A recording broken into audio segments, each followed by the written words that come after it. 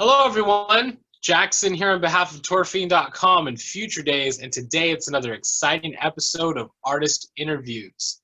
Today I'm sitting with Powernerd. How you doing today? Hi, thanks. I'm fine. And you?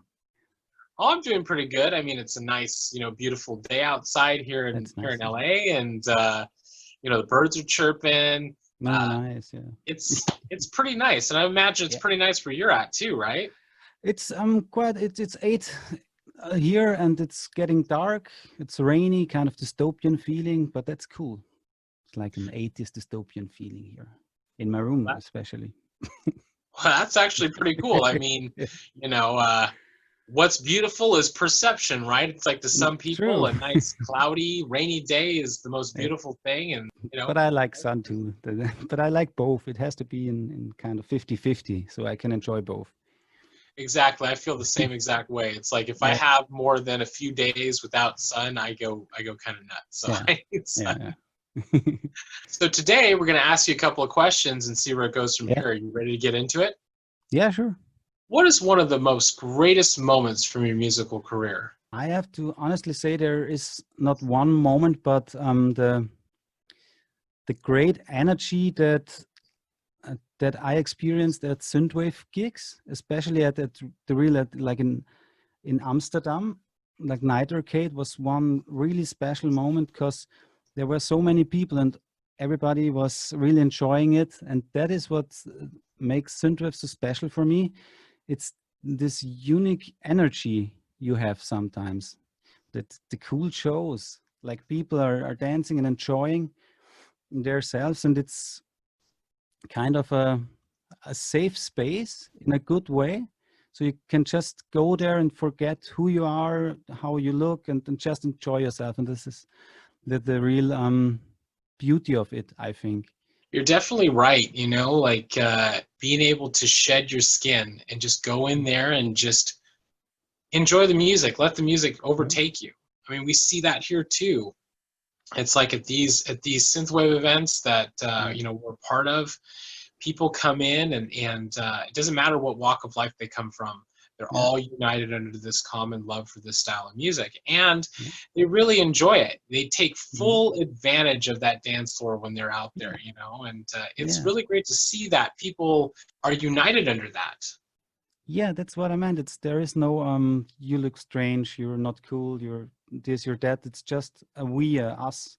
It's like that's the beauty of it, and that's one interesting thing that what lately came quite important is is synthwave kind of political or not, or should you say how you think, or and I think by having a safe space where you can forget everything is quite political too, because if you say there is no difference, or I don't care who you are, you're creating a space where everyone is welcome, and that's very important for me. It's inclusion.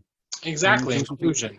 And that's kind of it's a safe space. You can be whoever you want, and you are fine, and you're welcome. And that's the cool thing about synthwave, and this is this thing, and you don't have to name it, I guess. You don't have to talk about it, because it is like that, for me at least.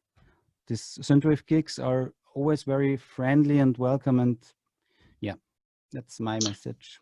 They definitely are. They definitely are. And, to everybody out there, it's like whenever you go to these gigs, leave your worries and your cares at the door, because all that matters in the end is how you groove in that music. You know what I mean? It's how you enjoy yourself out there. That's all that matters, your own personal experiences. What would you say is your favorite album / EP that you've worked on? My favorite is I guess with many artists, it's the last one I did, and this was the one with Dana Jean Phoenix. It was a really cool experience to work with her on a whole album, like a collab thing. I made the tracks and sent them to her. That was a real wonderful experience with her, just to do this, and the songs were getting better and better, and now I'm really proud of the album. You know, it really is a great album. You know, Megawave. It's just Yeah, it's great. It has a lot of like really interesting elements to it. It's like very yeah, funky, but it has that really great like synthwave vibe. You know, that very futuristic like just yeah. you know it pulls from the past, but it also pulls from the Mm. future too, and it just melds really really well. Thank you very much. Yeah, that means a lot because I and we always try to have something fresh in there because I think maybe that's just me, but synthwave is often kind of same-ish. The classic synthwave sounds. You have your bass line, dun, dun, dun, dun, other stuff, and it's not so special if you're like me. I'm some years into it, and now I want something new perspectives and fresh takes on it. And so we tried it, and I think with it came out really good. Yeah, it did. It really, really did. I mean, you guys definitely dipped into another area of it. And like I was saying, Yeah, you know, like I was telling Dana in an earlier interview when I was yeah, talking about that album, I was going, you know, it really kind of dips into that electro funk kind of like, yeah. you know, that when you go back to like the 80s and you hear Mhm. like you know, Sheila E. or like, you know, Mm, Prince and, you know, like Michael Jackson, and even's reminiscent mm. of some of that type of Yeah, stuff as well. it's And that interesting. is what I think is amazing because me personally, I Mm, come from that kind of like funky background, you know, because that mhm. was what my dad loved to DJ because my dad was a Ah, DJ like okay. back in like Oh, the, wow. you know, disco era, you know, early Cool. 80s. And Yeah. he played a lot of that stuff, you know what I mean? Ah, So he had cool. a lot of disco, and then he had a lot Hmm. of like that I guess you could say I like to call it electro funk or whatever, but Mm, it's he had that kind of style of music. And when yeah. I heard Megawave, I go, you know what? This is pulling a lot of inspiration from that and a lot Interesting. of other places, and I think it Yeah. melded really, really well together. Thank you. That's interesting because it's electrofunk. It's not so much. The main element I was working on the tracks was the bass. So I tried to always have interesting bass lines like this funky, and this came out. And my influences are like Justice and Daft Punk. I think you can hear that. And this in combination with synthwave or 80s music comes out like electrofunk, I guess. It's like the merging this stuff. You really do get that element of like when you listen to Megawave, to everybody out Mhm. there, when you listen to Megawave, you're gonna definitely want to get up and dance. This is definitely a That's danceable album. You know mission what I mean? Those accomplished. bass lines that are in the song really Yeah. are very funky. You know what I mean? They're very groovy. And that I think is what makes Megawave so amazing is those bass lines that And Dana, that really Dana, of get you course. up and make you, you know, wanna get going, you know what I mean?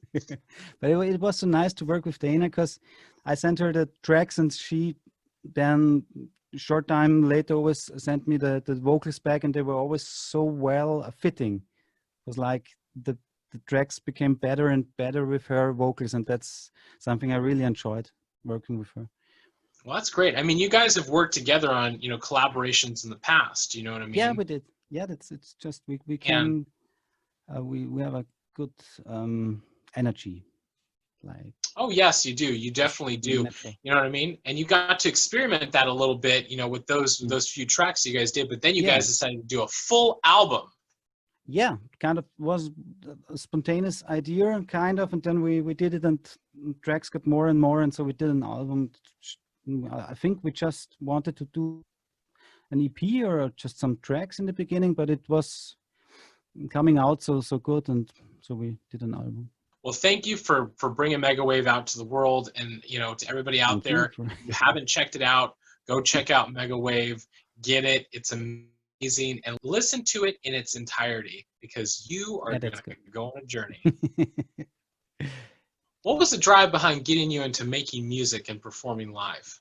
Performing live was I was getting into music when I was kind of 13 or 14. I started with listening to music, of course, and there was AC/DC. I have to admit, it was AC/DC, and I was always listening to the AC/DC live in Donington. It was 1992 or when it was released, and I was 13, 14 when I started, and I couldn't get enough of this music, and it sounded so magical. That the guitar was so good, and I always listened to Whole Lotta Rosie and these songs, and they brought me so much joy that I wanted to play guitar too. And so I started, and quite soon, with 16, I joined a band. It was grunge back then, which later evolved to hardcore and like politically correct hardcore, and we toured quite a bit in Europe and Canada even, and kind of everywhere. And so I'm doing constantly music and playing live since I'm like 14. And playing live I started with 16, I think. And so for me the live aspect was always kind of part of the whole thing. It's like I started playing guitar, and back then no computer. I had my first computer when I was 20, quite late. And so it was always part of the thing, and the most fun thing for me to play live. That's such an interesting journey, because like I know what you mean. Like, you know, I started out at an early age as well, like playing in high school bands and stuff like that, you know, like doing shows, doing backyard shows, if you will. You know, because when you're young and you're in high school, it's like, you know, you play in backyards and things like that, and you play parties, you know, and it is fun. But it's like then you progress from there, and you kind of go like, okay, well, I play in bands, and then, you know, then you start to realize like, well, hey, you know, I could start dipping into electronic music and see where that goes. And before you know it, here you are. You know what I mean? You have robots working for you. I mean, that's amazing. You know?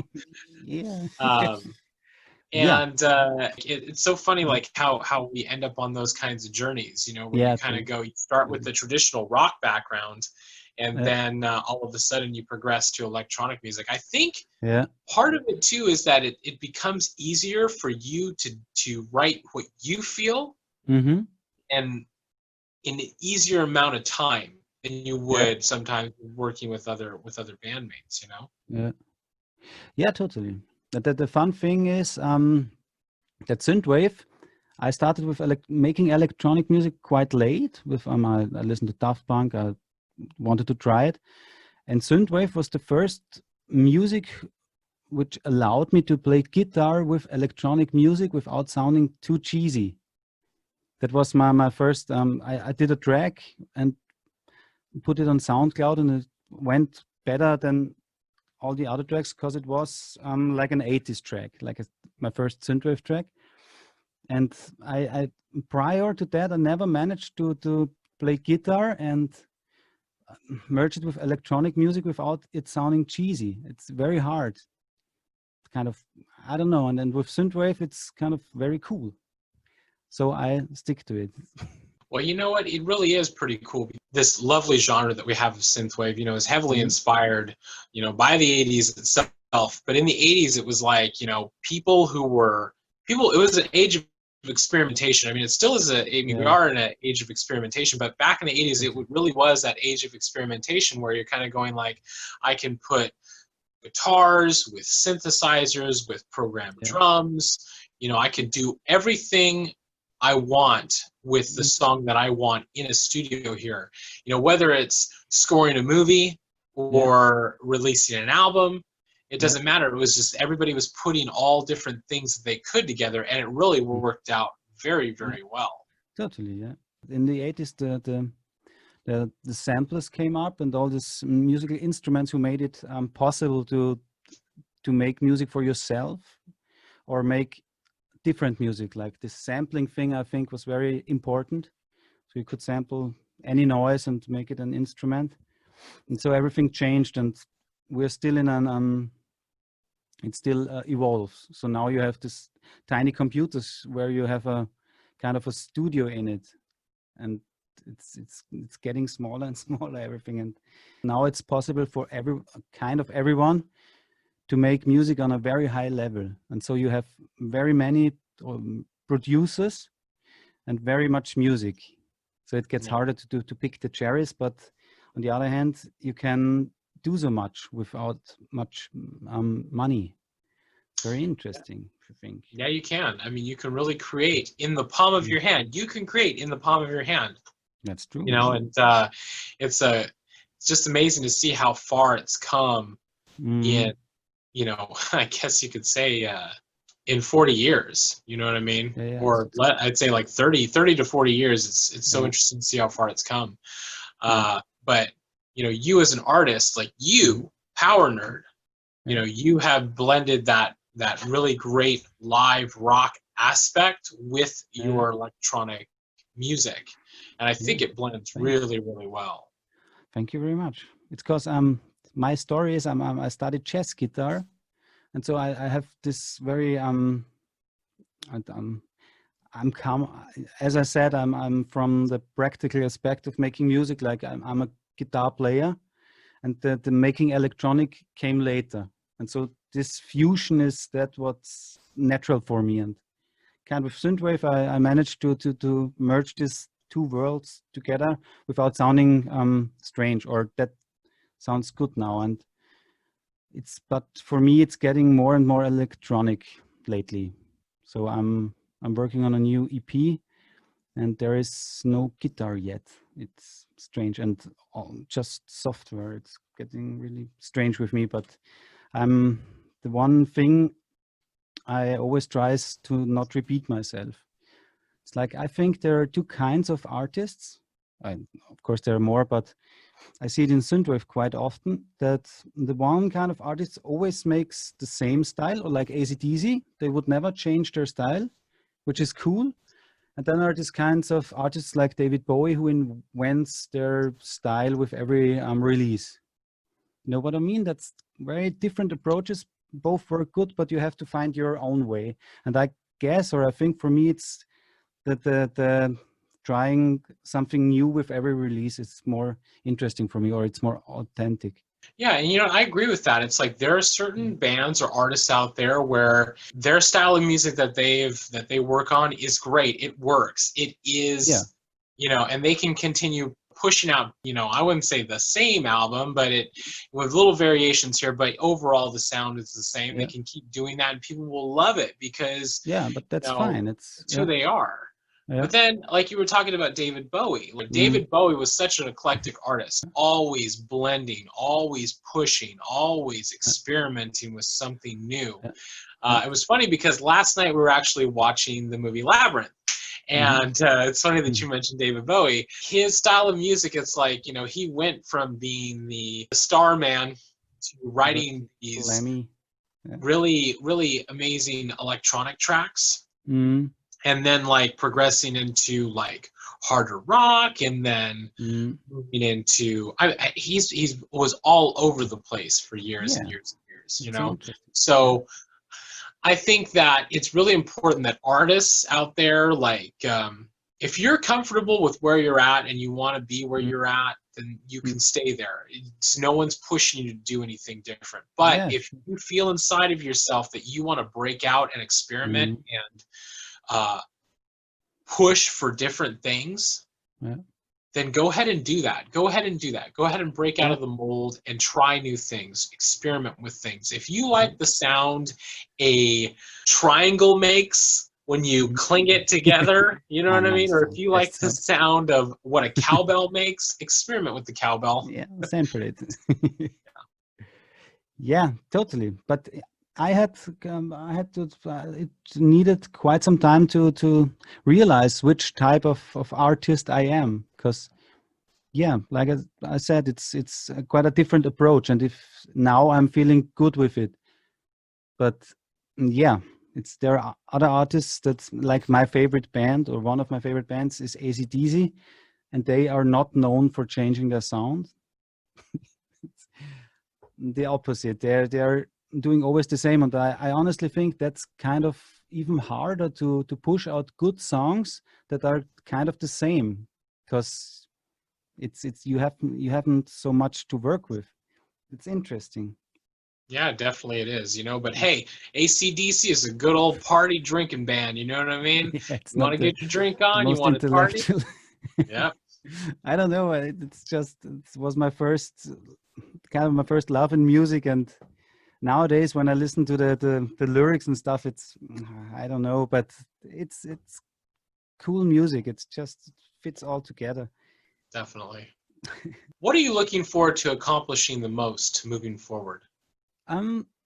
Yeah, like I said, it's kind of evolving, but I'm keeping authentic and pushing things forward. That's my main goal in music now. I want to do tracks and push out EPs, and yeah, that's it. I just want to have, yeah, it sounds so cheesy, but I want to have fun doing it. I honestly have to say, I want people to listen to it. So I kind of, this is one of my thoughts or problems I had or have, is I'm not doing music for myself, because many people always say, yeah, do music for yourself, because you have to do it because you like it. And I honestly think I want people listen to it. So that's my drive to do it, is that people enjoy it. I wouldn't enjoy it that much when people wouldn't listen to it. Yeah, definitely. I totally understand that. I really Yeah. get that, because it's like you want to push your sound out to the world. You want people to Yeah. enjoy it. Like that's Yeah. what your goal is. Like that is what you love to do. But it's like, you know, you don't depend on the validation of like people liking it or not. You just want Yeah. people to hear it, and you want to Yeah. share that with the world. And that's what's important. Totally, yeah. Right there. That right there. Everybody out there, it's like, you know, if you're sitting on a song or sitting on music, or wondering what you're going to do next with what you have, it's like, put it out to the world, get people to listen to it. Yeah. You know what I mean? And make that your goal. Make that your goal. If you're wondering what to do with what you have, just put it out there. Yeah. You know what I mean? Put Finish it out songs. there. And if it touches one person, okay, Yeah. then you've accomplished your mission. That's true, yeah. Yeah, it's always interesting for me, because as I said, with changing styles and how people will react to it. Because there was one EP, the Brainwave Accelerator, I did, and it went kind of under the radar, but it's one of my favorite releases, because it's kind of heavy and not so synthwavy, and people didn't react so much on it. It's strange, but that's the danger of changing sounds, or yeah, you have to try. But you know, you tried it, you did it, you put it Yeah, out. I You did know it. what I mean? Yeah, Like you did. It's like you wanted to do it and you did it. So it's Yeah. like, you know, sometimes some of the things that you release, sometimes you're not going to get as good of a response. Yeah. You know, sometimes they'll get great responses. But True. Yeah. you know what? It doesn't matter if there's 5 people who listen to it, 10 people, 300 people, you know, thousands of people who listen to it. If you're affecting one person, I mean, with that sound, and they're enjoying it, then you are accomplishing your mission, because you are doing something that changes things. That's true. Yeah. Definitely. What positive message would you give your fans out there? My fans, thank you for everything. And I think now we're living in a bit of a crisis. I don't know how people see it, but I think it has its good sides to come down from the stress and just enjoy yourself a little bit. That's the thing I realized now, that I really enjoyed the silence. Yeah, enjoy yourself. That's my message to you. That's a very great message. Very wise words there. You know, seriously, Kind of. really are. You know, it's like, even though we are experiencing a crisis in the world, you know what I mean? Yeah. And people are fighting, you know, for their lives, and people are fighting to help these people. It's like, for people who create and people who are wanting to focus on themselves during this time of reflection, I think it can be a positive thing in those respects, because people will, or in that respect, because people will flourish, people will create, people will make something amazing in this time. So, I mean, it's a time of reflection, really. you know, for a lot of people, Totally, because we are here at home now, reflecting yeah, on our lives. yeah, yeah. I think it's kind of a chance to get things a little slower, because it's just like an insane world right now. Everything goes so fast, and so the pollution is so high. And now with this crisis, we had the chance to stop it a little bit, to slow it a little bit down. That's what I want to say. It's maybe just rethink your values and yeah, enjoy Exactly. Rethink your values. everything. Rethink what's important to you, Yeah, and work on that. Work on you. Work on your life and the things that you love and the yeah, things that you want to maybe change.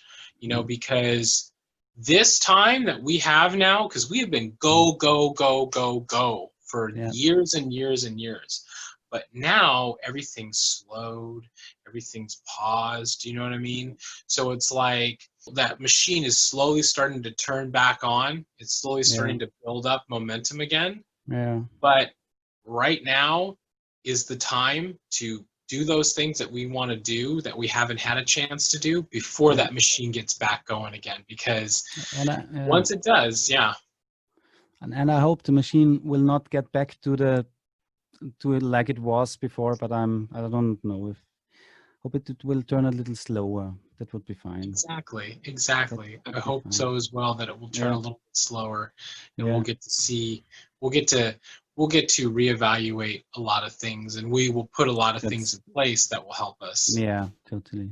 Well, thank you so much, Paddy, for taking the time to do this interview today. Thank you to everybody who tuned in to watch us have this conversation.